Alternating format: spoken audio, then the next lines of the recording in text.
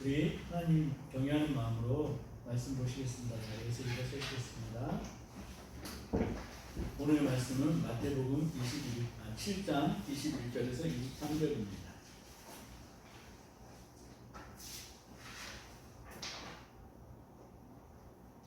네, 짧으니까 우리 다 같이 한 목소리로 봉독하겠습니다.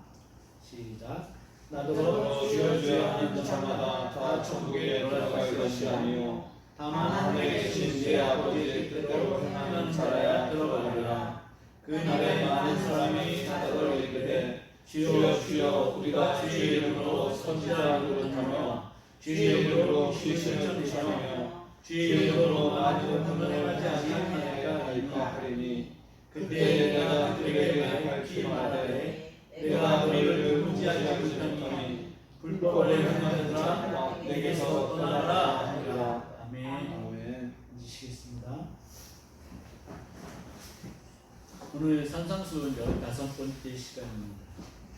산상수훈을 살펴보면서 저는 은혜를 참 많이 누렸습니다. 그때 예수님이 살아계셨을 때 예수님의 육성을 직접 들은 그 제자들은 얼마나 좋았을까 라고 생각을 했었는데, 이 산상수훈을 다시 보면서 마치 예수 그리스도께서 제 귀에다 대고 너 이렇게 살아야 돼 라고 말씀하신 것처럼 다가와서 이 말씀을 저 혼자서는 비록 많은 은혜를 누리는 그러한 시간이었습니다. 가끔 교회에서 저를 위해서 기도해 주신 분들 얘기를 들어보면 하나님께서 박권사님을 정말 사랑하세요 그렇게 말씀들을 많이 하십니다. 그럼 저는 이제 속으로 그럽니다. 저한테 직접 하시지 그분한테 이런 생각을 했었는데, 지금은 그게 참 어리석고 교만한 말이었구나. 제가 실제적으로 그때 당시에도 성경을 좀 많이 보고 기도를 많이 드리는 그런 생활에 힘썼다면 하나님 분명히 제 귀에다 대고 제 마음에 그렇게 말씀하셨을 텐데 그거 아니었거든요.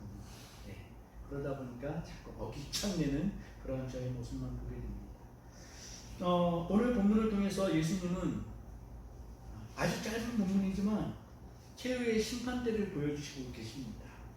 그리고 그것을 보여주시면서 또 한 가지는 천국과 지옥의 기준점을 말씀하시고 계십니다. 그리고 그 기준점은 너무나 분명해서 변명의 여지를 없게 만드시고, 그에 따른 천국과 지옥은 단호하게 갈게 됨을 보여주시고 계십니다. 네, 천국에 입성할 기준은 하늘에 계신 아버지의 뜻대로 행하는 자만 들어갈 수 있다라고 주님은 말씀하십니다. 하나님의 뜻대로 행하지 않으면 그것이 아무리 좋은 결과를 가져오더라도 불법을 행하는 것이라고 말씀하고 계십니다. 하나님의 뜻대로 행하는 것, 그것이 변하지 않는 예수님의 기준점입니다. 그런데 하나님의 뜻대로 행한다는 것은 다른 게 아니라 겉과 속이 모두 선한 동기에 의해서 움직여져야 함을 말씀하고 계십니다. 하나님을 경외하는 마음으로, 이 경외하는 마음을 가지고 겉으로 실천하는 모습이 나와야 이게 비로소 하나님의 뜻대로 행하는 것이다 라고 말씀하시고 계신 것입니다. 예수님께서 율법을 풀어서 설명해 주실 때 하셨던 그 말씀하고 동일한 취지가 담겨져 있습니다. 율법의 정신까지도 너희들은 실천을 해야 된다, 이런 말씀을 하셨었죠. 근데 우리는 보면은요, 칭찬받는 것에 굉장히 갈구하는 그러한 심정이 됩니다. 그래서 그런 책도 있죠. 칭찬은 고래도 춤추게 한다. 그렇죠? 그래서 많이 칭찬해 주라고 합니다. 근데 사실은 성경 말씀을 자세히 보게 되면요, 예수님은 칭찬 그렇게 많이 하시지 않았습니다. 오히려 면박을 주시기도 하셨고요, 꾸짖으셨고요, 쫓아내셨고요, 엄하게 말씀하셨습니다. 어떻게 보면요, 이 성경 말씀을 잘 포장해서 달콤한 말들만 이렇게 우리들에게 자꾸 전파하는 것이 지금의 풍조 아닌가, 그런 생각이 들기도 합니다. 네. 그래서 우리는 칭찬받는 것에 너무 갈구하고 또 이것을 받는 것이 너무 익숙합니다. 여기 예수님이 말씀하시는 부분이 이겁니다. 주의 이름으로 선지자 노릇하면 어떻게 될까요? 사람들에게 칭찬을 받습니다. 그렇죠? 주의 이름으로 귀신을 쫓아내면 칭찬을 받습니다. 와 합니다.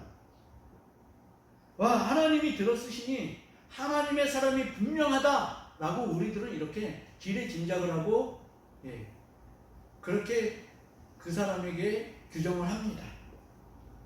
그러나 주님은 이것에 속지 말라고 단호히 말씀하시고 계신 것입니다. 너희가 선지자 노릇을 하여도 내 이름으로 귀신을 쫓아내고 많은 권능을 행하여도 여전히 너희는 속이는 자라고 말씀하시고 계십니다. 왜 그들을 속이는 자라고 말씀하시며 천국의 입성을 막는 것이냐면 주님이 말씀하셨듯이 그들의 마음에 선한 동기가 없다는 것입니다. 예수님의 이름으로 병자를 고쳐내고 귀신을 쫓아내면 이 사람은 우리가 판단할 때, 생각할 때 분명히 하나님의 사람, 예수 그리스도의 제자라는 신분을 부여하고 맙니다. 어떤 친구가 신학교를 입학을 했습니다. 그러면 우리는 어떻게 생각해요? 아, 그 사람은 하나님의 사람이야. 하나님이 택하셨어. 분명히 이렇게 생각을 합니다. 그렇죠? 그런데 그거 아니라는 얘기죠. 예수님의 제자가 아니어도 얼마든지 병을 고치거나 귀신을 쫓아낼 수 있음을 성경은 말하고 있습니다. 그 대표적인 예가, 그 대표적인 사람이 우리가 다 아는 가룟 유다입니다. 자, 예수님께서 마태복음 10장 21절에 12사람을 부릅니다. 제자 12사람을 택하셔서 그들에게 귀신을 쫓아내고 병을 고치고 말씀을 전파하라고 권능을 부여하십니다. 이 12명의 제자들 가운데 유다가 포함이 되어 있습니까? 안 되어 있습니까? 되어 있습니다. 그럼 유다는 이 권능을 받고 예수님이 말씀하신 그 귀신을 쫓아내고 병자를 고쳐내고 이 일을 했을까요? 안 했을까요? 했을까요? 네, 당연히 했습니다. 왜냐니까요? 예수님의 그 마지막 그 마지막 식사 때 있지 않습니까? 그때 나타나는 제자들의 태도를 보면 압니다. 똑같이 12명에게 그러한 권능을 부여했는데 만약에 유다만 이 일을 행하지 않았다면 제자들이 예수님께서 이렇게 말씀하셨을 때 누군가는 나를 배신할 거야 라고 말씀하셨을 때 그럼 쟤 아니야? 유다 아니야? 이렇게 물어봤어야 되는데 모두 다 궁금해합니다. 네, 다 같이 권능을 해갖고 예수님의 말씀대로 그렇게 했다라는 얘기입니다. 그럼에도 불구하고 유다는 예수님을 배반하는 그런 일을 살았다는 것이죠. 그러면 이가 예수님께 칭찬받을 만한 사람이었을까요? 결코 아니었다라는 얘기입니다.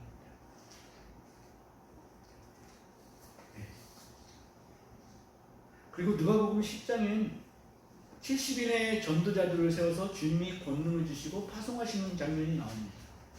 그리고 그들이 돌아와서 예수님께 보고합니다. 막 흥분된 목소리로 보고합니다. 오늘 이 말씀을 한번 찾아보겠습니다. 누가복음 10장 17절에서 20절입니다. 우리 한번 찾아보시겠습니다.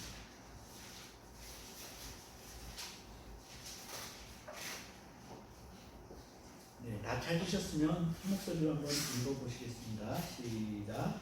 70인이 기뻐하며 돌아와 이르되 주여 주의 이름이면 귀신들도 우리에게 항복하다이다. 예수께서 이르시되 사탄이 하늘로부터 번개같이 떨어지는 것을 내가 보았노라.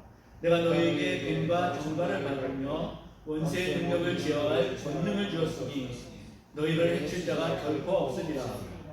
그러나 귀신들이 너희에게 항복하는 것으로 기뻐하지 말고 너희 이름이 하늘에 기록된 것으로 기뻐하라 하십니다. 아멘. 뭘 가지고 기뻐하라고 하십니까?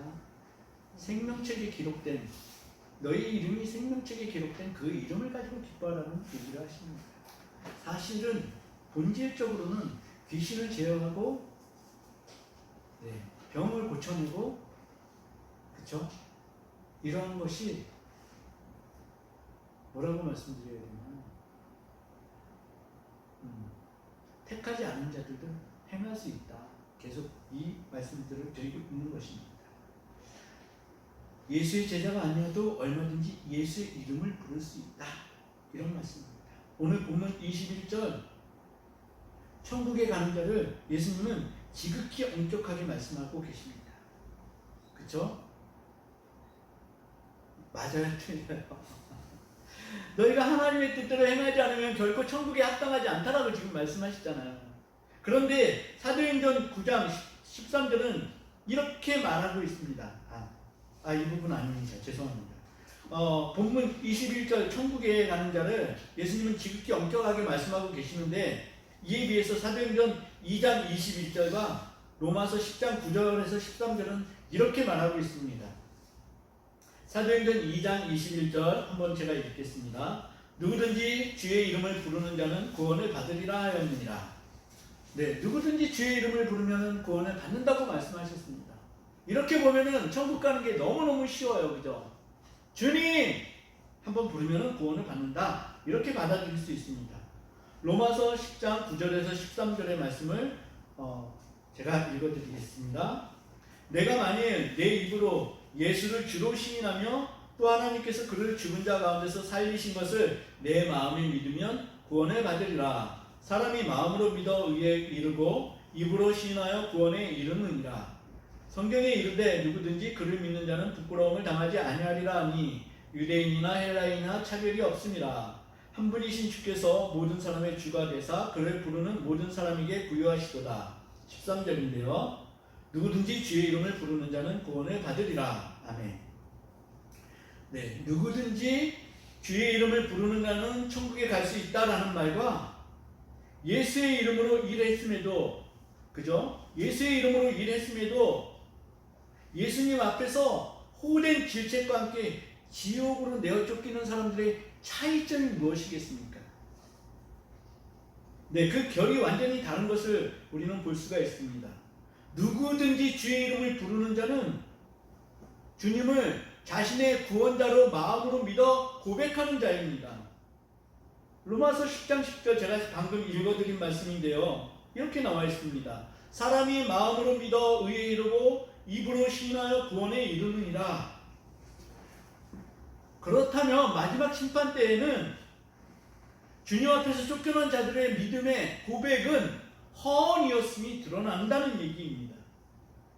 이들은 어린 소자, 어린아이에게 냉수 한 잔 대접하기를 거절했던 사람들입니다. 마태복음 10장 42절에 이렇게 나와 있습니다. 또 누구든지 제자의 이름으로 이 작은 자 중 하나에게 냉수 한 그릇이라도 주는 자는 내가 진실로 너희에게 이르노니 그 사람이 결단코 상을 잃지 아니하리라 하십니다. 아멘. 어제 그저께인가요? 어저께인가요? 모로코 맞나요? 거기 지진이 6.8 강진이 일어나서 지금 1000명 이상이 죽었다고 그러죠. 네? 2,000명을 또 불어났어요. 와, 그렇습니다.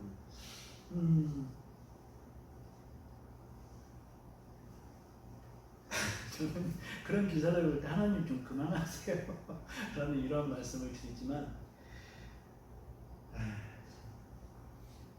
하나님 정말 그만하셔야 될 것 같은데요. 여기서 더 진노하시면 한꺼번에 그러지 않을까. 네. 혹시 여쭙고 싶은 게요, 여러분들 인생에서요, 지금까지 살아오시면서 이 사람 정말 믿을 만한 사람이야 라고 했던 분이 계신가요? 어떠신가요?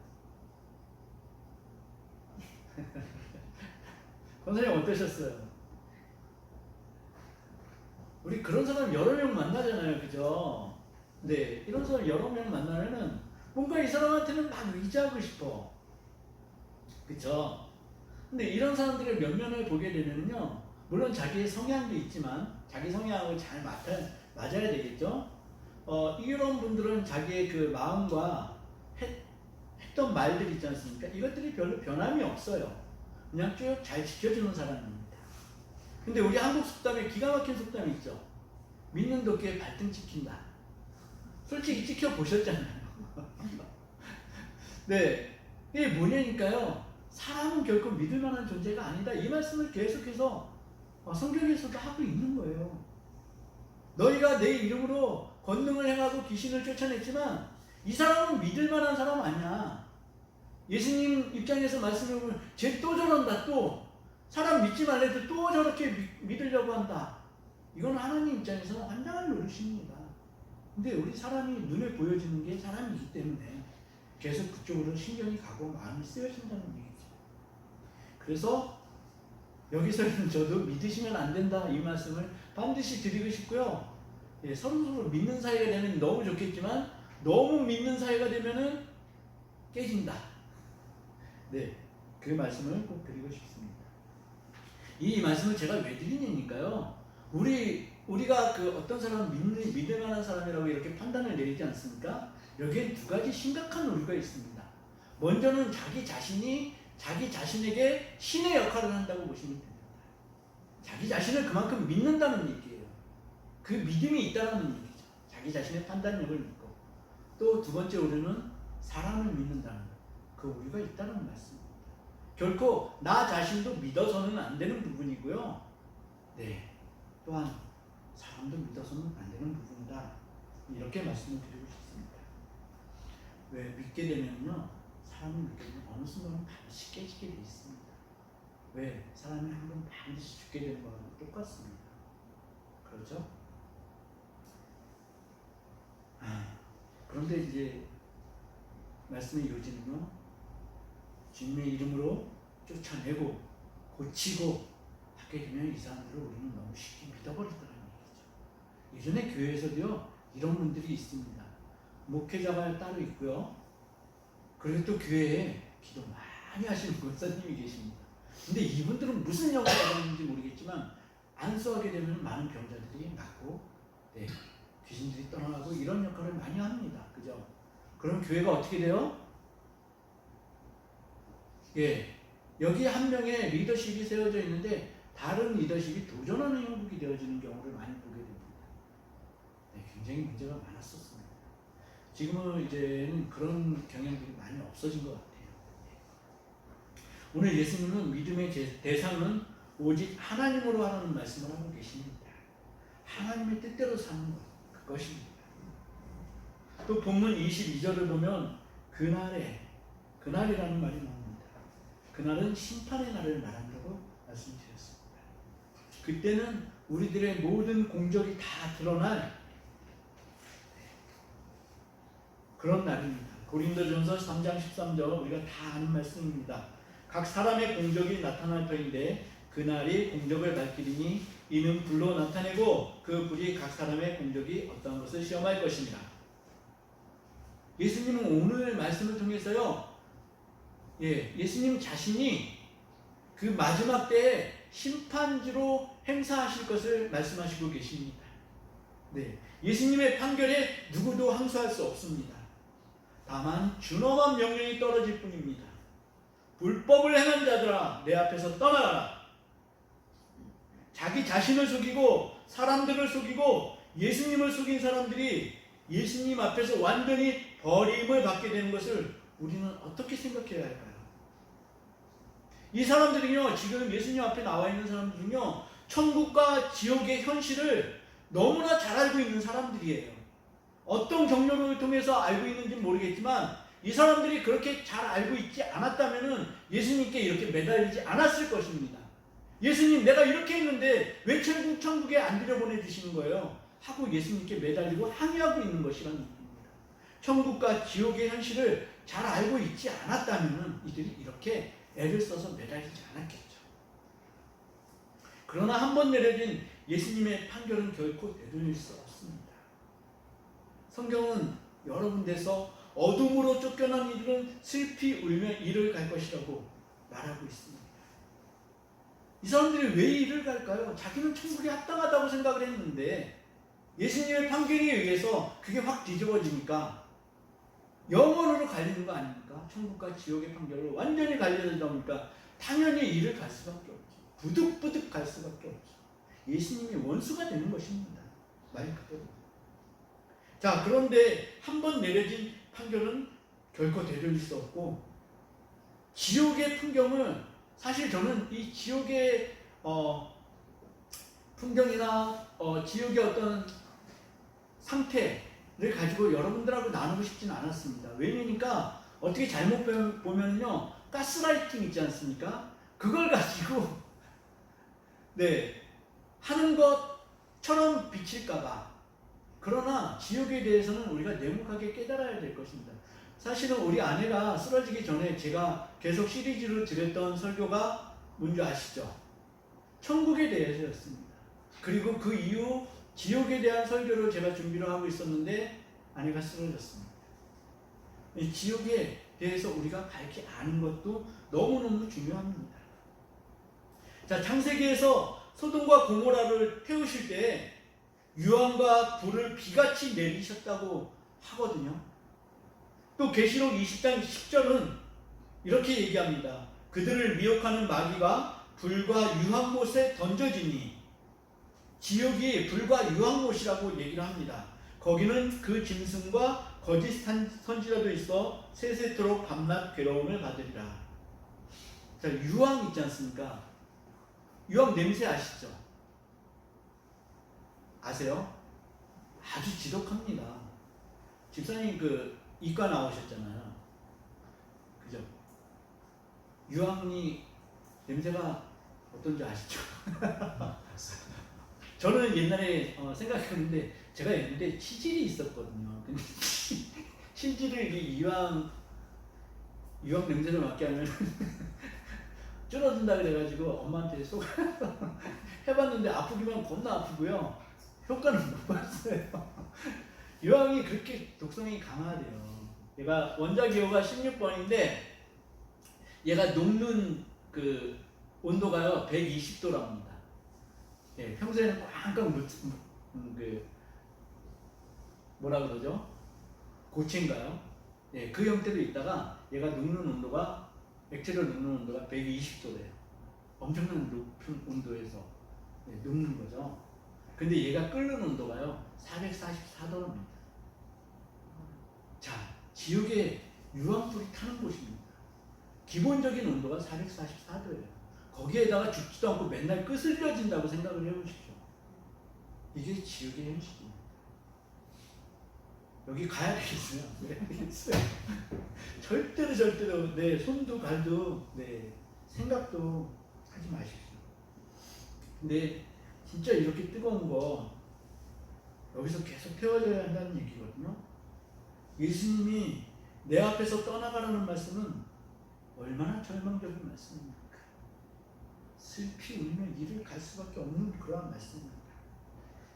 근데 우리 천국으로 향하는 우리 기준점은요, 우리의 행실로만 가지고는 충분하지 않음을 우리는 또 알아야 됩니다. 우리가 예수 그리스도를 믿는 그 믿음으로 갈 수 있다라고 얘기를 합니다. 그러면 이 행실은 아무것도 아니냐? 아무것도 아니면은 착한 행실, 선한 행실을 예수님께서 말씀하셨을 리가 없죠.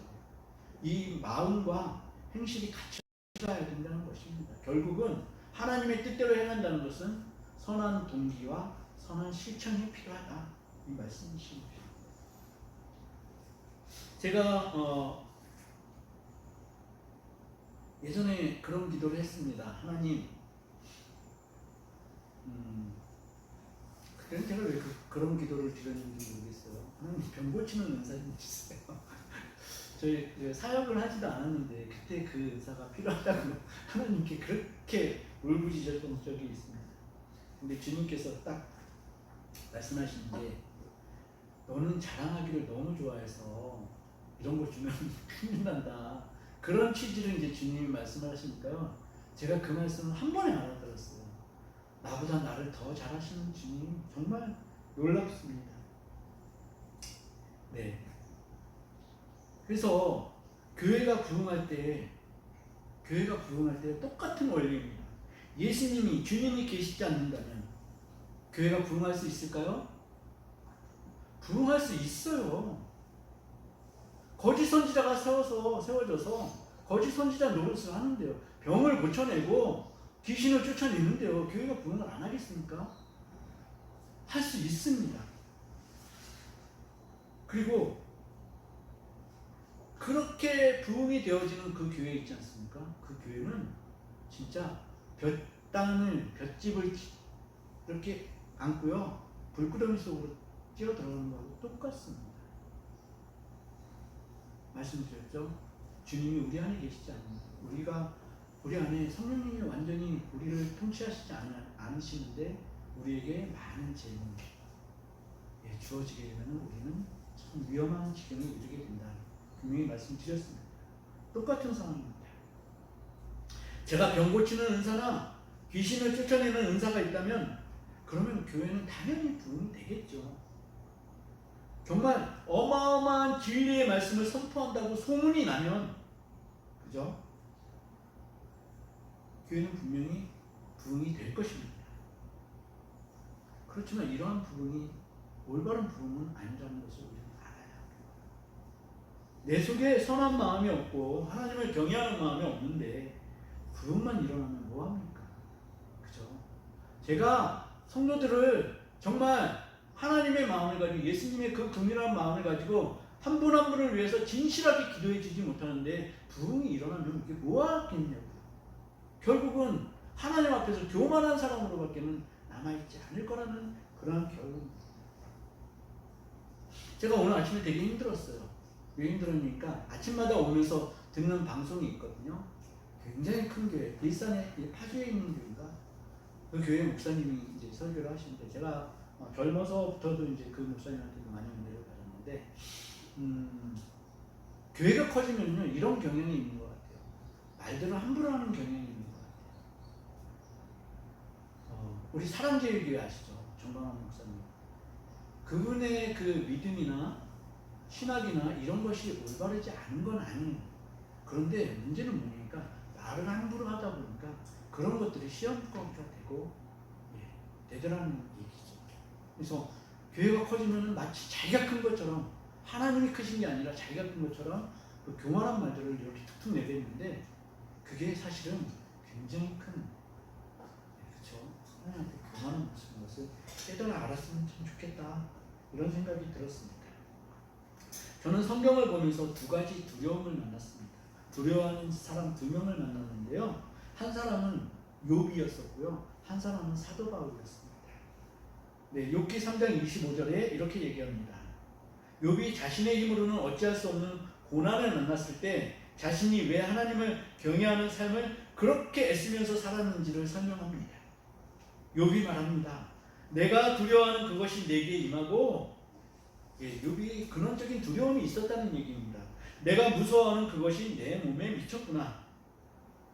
욥은 하나님을 경외하는데 그런데 그것에 으뜸가는 사람이었었는데 그 마음에는 하나님을 두려워하는 마음이 있었다는 얘기입니다. 그래서 그 자신이나 자녀들 그 누구도 하나님 앞에 범죄하지 않기를 원했습니다. 하나님은 범죄하는 자를 그냥 방조하시는 그러한 하나님을 아닐 것이다라는 이 믿음이 욥에게 있었습니다. 그래서 하나님을 두려워했던 부분인 것 같습니다.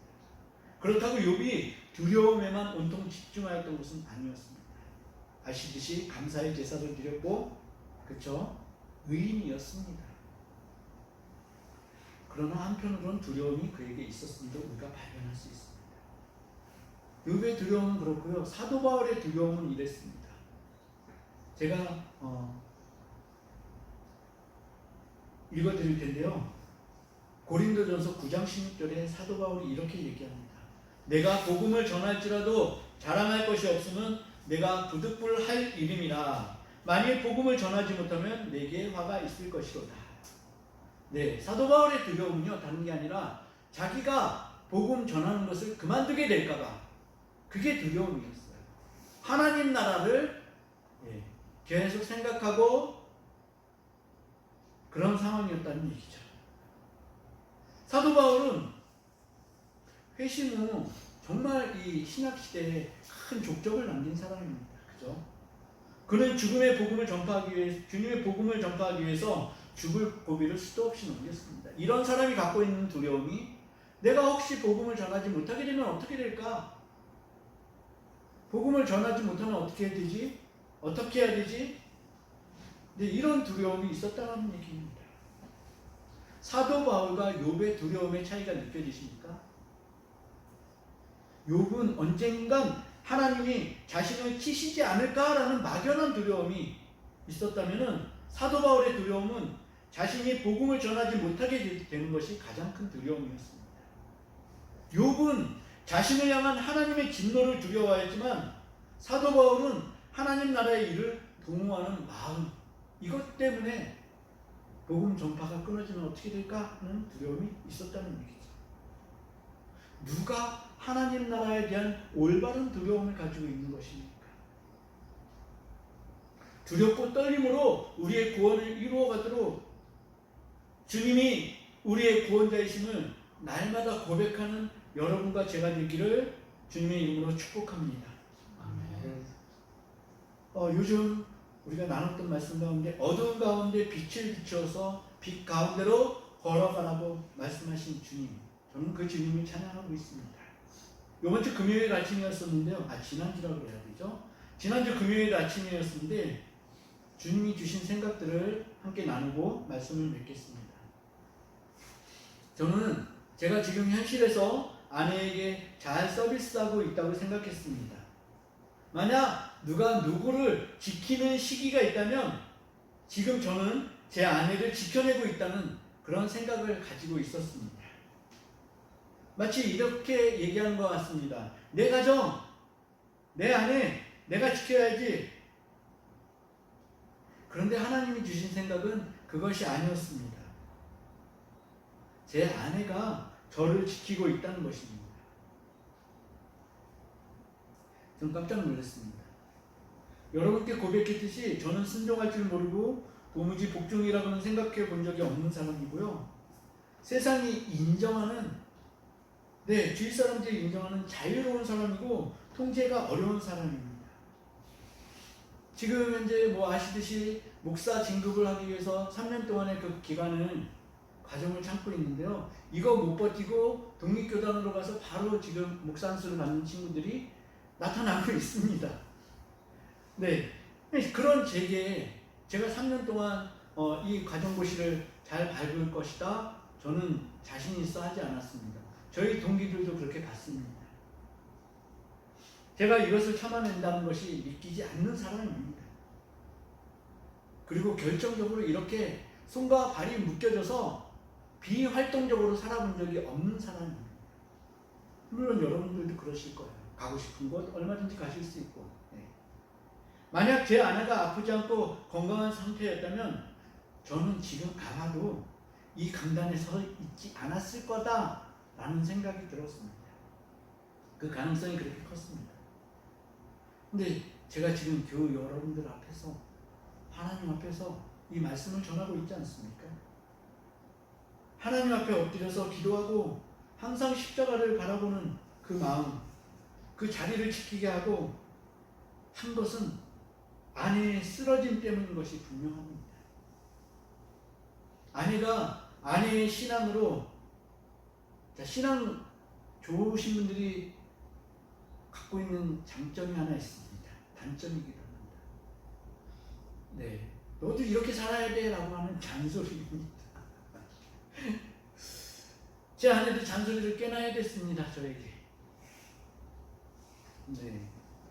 그런데 신앙이 좋은 상태에서 잔소리를 저한테 100마디를 하면은 제가 변할까요?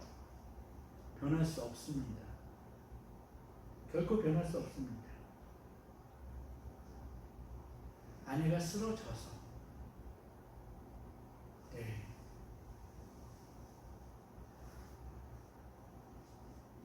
그렇죠?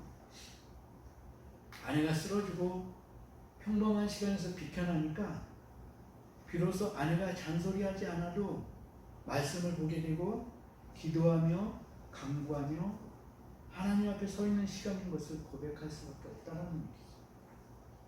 그래서 미안하기도 하지만 정말 마음을 담아서 아내에게 고맙다라고 감사 인사를 할 수 있었습니다.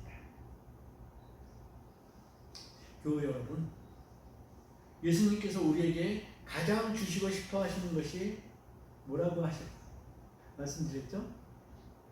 산상수훈 1000마디에 나오는 말씀입니다. 심령이 가난한 자는 복이 있나니 뭐예요? 천국이 너희 것이다 라고 말씀하셨습니다. 예수님은 천국을 그렇게 우리에게 주고 싶어 하시더라는 얘기죠. 하나님께 가난한, 정말 가난한 여러분의 일평성이 되시기를 축복합니다. 네, 하나님께 대하여서 마음이 가난해야 돼요. 하나님, 내 속에는 하나님이 없네요. 성령님이 안 계시네요. 제가 왜 이런 사람이죠? 이 가난함으로 애통해야 합니다. 그 이 가난함을 통해서 하나님 나라를 구해야 합니다. 아멘. 하나님의 말씀이 예수 그리스도께서 복음이시기 때문에 우리가 구할 것은 예수님 그분 그 자체입니다. 예수 그리스도의 말씀이 우리 안에 살아 생명력 있는 말씀으로, 그 말씀으로 우리에게 역사하시기를 주님의 이름으로 축복합니다. 역사하실 수 있게 우리의 마음 전체를 주님께 드리는 삶이 되어지시기를 축복합니다. 그때 심판의 때에 예수님의 이 칭찬이 여러분과 저의 것이 될 수 있도록 우리의 모든 것을 주님께 헌신하는 삶이 될 수 있기를 간절히 축복합니다. 주님의 말씀은 이것입니다. 심판대 앞에서 잘하였다, 잘하였다, 착하고 충성된 종아, 내가 적은 일에 충성하였음에 내가 많은 것을 내게 맡기리니 내 주인의 즐거움에 참여할지어다. 아멘. 우리 이 말씀을 기억하면서 기도했으면 좋겠습니다. 기도할 때에 우리가 이 땅에 사는 동안 주님, 진정으로 예수를 믿는 사람으로 살 수 있기를, 그렇게 살아낼 수 있기를 기도하면 좋겠습니다. 우리의 생명까지도 주님의 것인 것을 고백하는 삶이 되게 하소서. 생명까지도 주님의 것입니다. 고백하는 기도의 시간이 되어지기를 간절히 축복합니다. 우리 주님 이름 한번 부르시고 기도하시겠습니다. 주님,